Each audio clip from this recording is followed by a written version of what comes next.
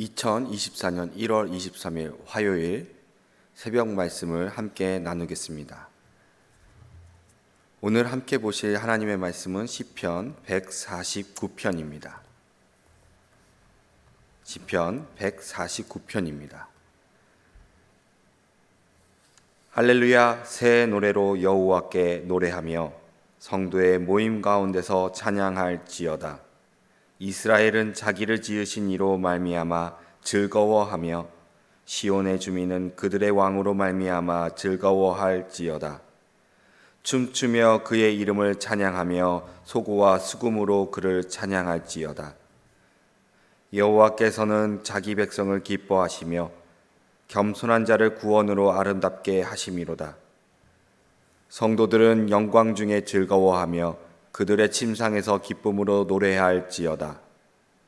그들의 입에는 하나님에 대한 찬양이 있고 그들의 손에는 두 날을 가진 칼이 있도다.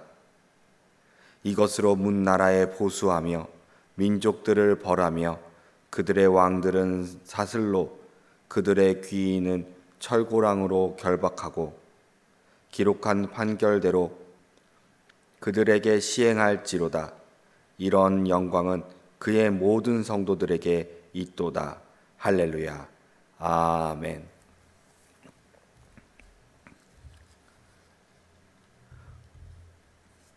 하나님을 찬양해야 합니다. 라는 제목으로 오늘 말씀을 나누었으면 합니다.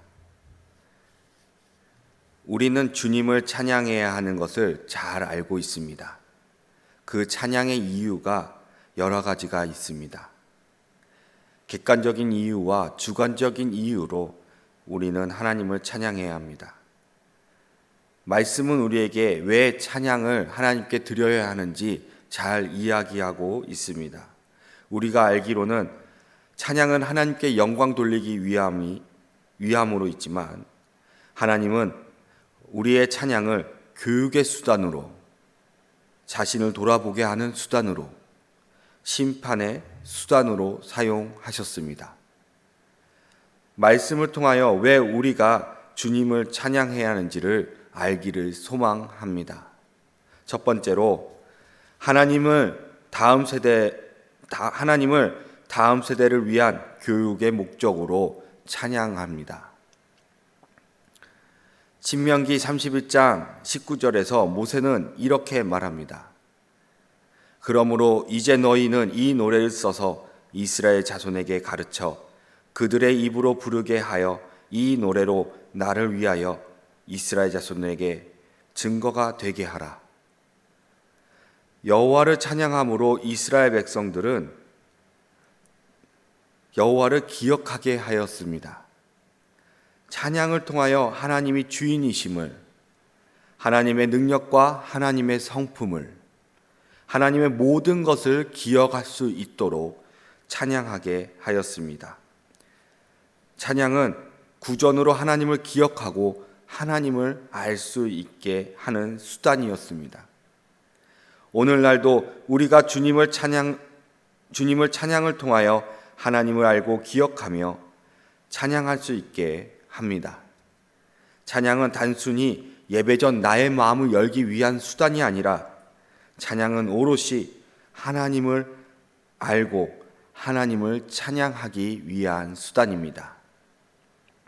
본문 1절 후반부를 보면 성도의 모임 가운데서 찬양할지어다.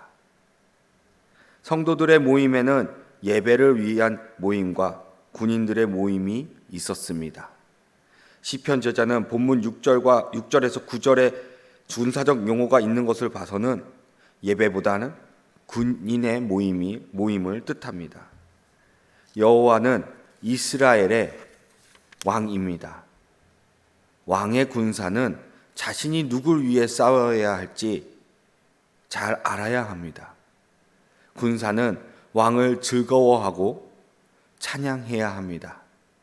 오늘날 우리 역시 하나님의 군사들입니다. 우리는 왕이신 하나님을 잘 알고 그 하나님을 즐거워하며 찬양해야 합니다. 이 말씀을 통하여 우리는 이렇게 적용했으면 합니다. 우리의 찬양은 우리의 고백인 것과 동시에 다음 세대 또는 믿지 않는 자들에 대한 교육입니다. 우리의 입술은 세상적인 노래를 하고 있습니까? 아니면 하나님을 찬양하고 있습니까? 하나님의 구원을 묵상하며 찬양하는 하루가 되었으면 합니다. 두 번째로, 겸손한 백성을 구원하시는 하나님을 찬양해야 합니다.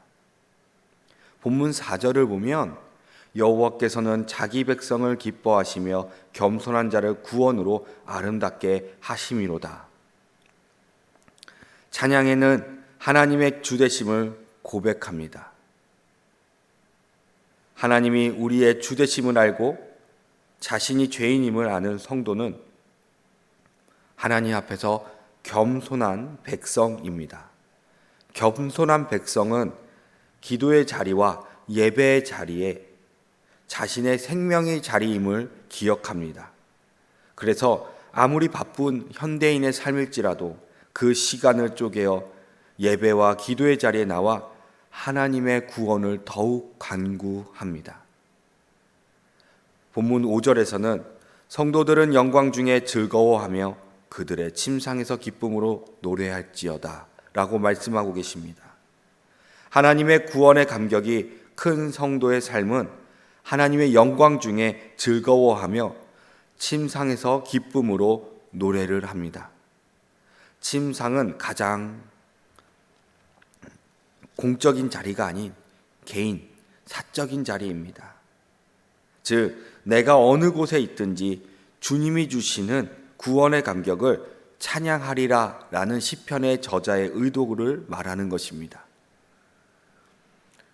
기도와 예배 가운데 하나님께서 주시는 구원의 감격이 넘치는 저와 여러분이 되기를 소망합니다. 이 말씀을 통하여 우리는 이렇게 적용해 보았으면 합니다. 하나님을 주님이라 고백하는 백성이십니까? 자신이 죄인임을 알고 주님이 주되심을 그리고 우리를 구원하신 분이심을 감사하는 백성이십니까?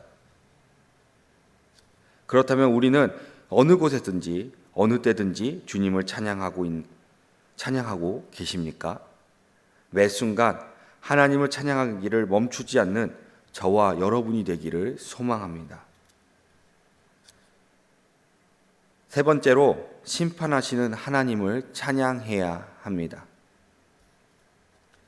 하나님의 심판은 믿음의 자녀들에게는 은혜이지만 믿지 않는 자녀들에게는 무서운 형벌입니다. 본문 6절을 보면 그들의 입에는 하나님에 대한 찬양이 있고 그들의 손에는 두 날 가진 칼이 있도다. 시편의 저자가 꿈꾸는 성도들은 왕이신 주님을 열심히 찬양하며 주님의 나라를 위해 열심히 싸우는 자들입니다.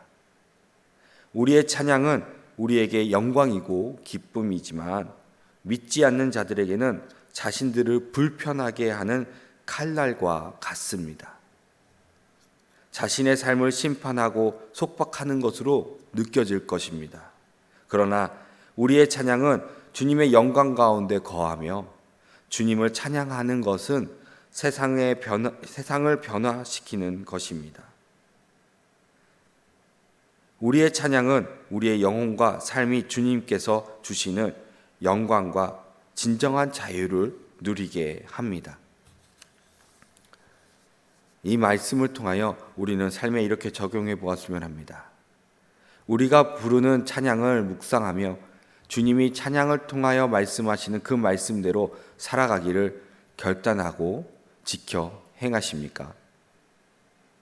우리가 찬양대로 삶을 살아내지 못한다면 주님을 믿지 않는 자들에게는 그저 세상의 노래 중 하나일 뿐입니다. 우리가 우리의 입술로 고백하는 주님을 찬양하는 가사처럼 삶으로 나타내기를 원합니다. 우리의 삶은 하나님을 찬양하는 삶이 되어야 합니다.